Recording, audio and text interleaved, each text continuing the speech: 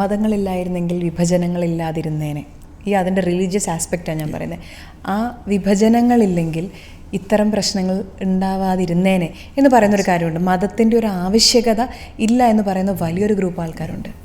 അത് അവർ ചിന്തിക്കുന്നതിൽ തെറ്റ് പറയാൻ പറ്റത്തില്ല. കാരണം മതം ബയസ്ഡ് ആകുമ്പോൾ മനുഷ്യൻ സഹി കെട്ടി ചിന്തിച്ചു പോയതാണ്. നല്ലതാകേണ്ട ഒന്ന് മോശമായി പോയപ്പോൾ. മതങ്ങളിലെല്ലാം വേണ്ട ഒരു ബേസിക് ആറ്റിറ്റ്യൂഡ് മ്യൂച്വൽ റെസ്പെക്റ്റാണ്. ഞാൻ അറിഞ്ഞതും ഞാൻ വിശ്വസിക്കുന്നതും അറിയുകയും വിശ്വസിക്കുകയും ചെയ്യാത്തവർ എൻ്റെ ശത്രുക്കളല്ല എന്ന് തിരിച്ചറിയാനുള്ള ആർജവത്വം ഉണ്ടാകും.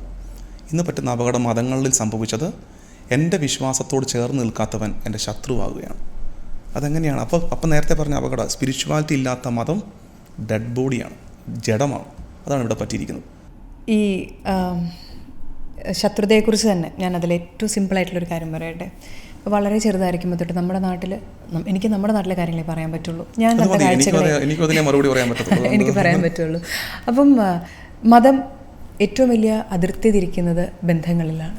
പ്രണയബന്ധങ്ങളിലേക്ക് വരുമ്പോൾ പ്രത്യേകിച്ച് എൻ്റെ വീട്ടിൽ പറഞ്ഞിട്ടുണ്ട്, വളരെ ചെറുതായിരിക്കുമ്പോൾ ആരോടെങ്കിലൊക്കെ ഇഷ്ടം വരാം, വലിയ ഡിമാൻഡ്സ് ഒന്നുമില്ല, RCSC നമ്മുടെ കൂട്ടർ തന്നെ ആയിരിക്കണം, അല്ലാത്തതുമായിട്ട് വരണ്ട, സമ്മതിക്കത്തില്ല. സ്നേഹം പ്രണയം എന്ന് പറഞ്ഞത് ഏറ്റവും ഒത്തു നിൽക്കേണ്ട ഒരു ഇതാണ്. രണ്ടു പേരുടെ മനസ്സിൻ്റെ അവരുടെ അടുപ്പമാണ് വരുന്നത്. പക്ഷേ ഏറ്റവും കൂടുതൽ വേർതിരിവുകൾ ഒരു പക്ഷേ വരുന്നത് ഈ ഒരു കാര്യത്തിലേക്ക് എത്തുമ്പോഴാണ്. എന്തിനാണ് മതങ്ങൾ തമ്മിൽ അതിനോട് എന്തിനാണ് ഇത്ര വിരോധം എന്ന് ഞാൻ ചിന്തിച്ചു പോവുകയാണ്. അതിൻ്റെ ഒരു വിക്ടിം വല്ലതും ആണോ? അല്ല, അതിന്റെ പോസിറ്റീവ് സെൻസ് തന്നെയാണ് എടുത്തിരിക്കുന്നത്. അതെ, തീർച്ചയായും. ചോദിച്ചതിനകത്ത് കുറച്ച് ഇന്നത്തെ യൂത്തിൻ്റെ വോയിസ് ആണ് കേട്ടത്. റേനുവിൻ്റെ വായിലൂടെ ഇപ്പോൾ ഒരുപാട് കയ്യടി വീഴും ഇപ്പോൾ ഇത് കേൾക്കുമ്പോൾ തന്നെ. കാരണം അവർക്ക് ചോദിക്കേണ്ട ചോദ്യമാണ് ഈ ചോദിച്ചത്.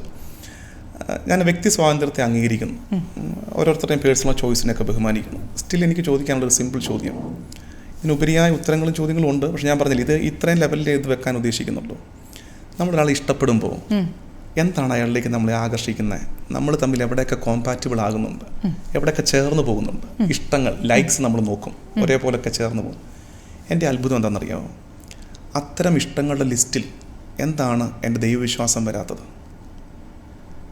എൻ്റെ ദൈവവിശ്വാസം എന്താണ് ആ ഇഷ്ടങ്ങളിൽ വരാത്തത്? ഞാൻ അറിഞ്ഞ ദൈവം ഒരു റിയാലിറ്റിയാണെന്ന് തിരിച്ചറിയുന്ന ഒരാൾക്ക് ആ റിയാലിറ്റിയെ ആളും അംഗീകരിക്കണമെന്ന് സ്വാഭാവികമായി, തീവ്രവാദമല്ല, വർഗീയതയല്ല, സ്വാഭാവിക ആഗ്രഹം ഉണ്ടാകത്തില്ല. ഇപ്പം ഞാൻ ഇഷ്ടപ്പെടുന്ന സിനിമകൾ ഇഷ്ടപ്പെടുന്ന ഒരാളെ എനിക്ക് ഇഷ്ടം വരുന്നു. അപ്പം ഞാൻ ഇഷ്ടപ്പെടുന്ന ഒരു ദൈവത്തെ ആൾ ഇഷ്ടപ്പെടണമെന്നും ഞങ്ങൾ ഒരുമിച്ചിരുന്ന് പ്രാർത്ഥിക്കണമെന്നും ഞങ്ങളുടെ കുഞ്ഞുങ്ങൾ ആ ഫെയ്ത്തിൽ വളരണമെന്നും ആ ഒരു പ്രയോറിറ്റി ഫീൽ ചെയ്യാത്തിടത്ത് ഇത്തരം കാര്യങ്ങളൊന്നുമില്ല. അത് ഫീൽ ചെയ്യുന്നവർ അതങ്ങനെ കാണട്ടെ എന്നെനിക്ക് പറയാനുള്ളൂ. അതായത് എൻ്റെ പ്രയോറിറ്റി, അതിനകത്ത് പ്രശ്നം ഒരു പെരിഫറൽ സ്പിരിച്വാലിറ്റി ജീവിക്കുന്നവർക്ക്, ഫ്ലെക്സിബിൾ, അങ്ങോട്ടും ഇങ്ങോട്ടും ആടുന്ന, എന്തും ചിന്തിക്കുന്ന സ്പിരിച്വാലിറ്റി ഇത് വിഷയമേ അല്ല. പക്ഷെ എൻ്റെ പപ്പ എന്ന പോലെ ദൈവത്തെ റിയലൈസ് ചെയ്ത ഒരാൾക്ക് എൻ്റെ പപ്പായെ ഞാൻ കല്യാണം കഴിക്കുന്ന പെൺകുട്ടി മാനിക്കണം എന്ന് ചിന്തിക്കുന്ന പോലെയാണ് ഞാൻ അറിഞ്ഞ ദൈവത്തെ എൻ്റെ ഭാര്യയെ മാനിക്കണമെന്ന് ചിന്തിച്ചു പോകുന്നത്. അതിനാളെ തെറ്റ് പറയാൻ പറ്റത്തില്ല, അതിനെ മാനിക്കുക എന്നുള്ളത്. പിന്നെ ഞാൻ പറയാറുള്ളത്, പല കേസിലും ഞാൻ ഇത്തരം കുട്ടികളോട് സംസാരിച്ചിട്ടുണ്ട്. അപ്പോൾ എനിക്ക് ഇതിനകത്തൊരു ഡ്യൂപ്ലിസിറ്റി ഫീൽ ചെയ്യുന്നത്, പ്രേമിക്കുമ്പോഴൊന്നും ഈ പ്രശ്നമില്ല, കല്യാണത്തിലേക്ക് എത്തുമ്പോഴാണ് ഇത് ചർച്ചയാകുന്നത്. അപ്പോൾ മിനിമം മര്യാദ ചെയ്യേണ്ടത്, പ്രേമിച്ച് തുടങ്ങുമ്പോൾ ഇത് കല്യാണത്തിലേക്ക് എത്താൻ പ്ലാൻ ഉണ്ടെങ്കിൽ ആദ്യമേ പറഞ്ഞേക്കണം, ഞാൻ എൻ്റെ മതം മാറില്ല, എൻ്റെ വിശ്വാസം മാറില്ല. ഒരാളുടെ ഇമോഷൻസ് വെച്ച് കളിക്കാതിരിക്കാം. നമുക്ക് അത്രയെങ്കിലും ഒരു മിനിമം മര്യാദ ചെയ്തിട്ട് ഓരോരുത്തരും അവരവരുടെ കാര്യം, അവരുടെ വിശ്വാസം ജീവിക്കാൻ അനുവദിക്കുക.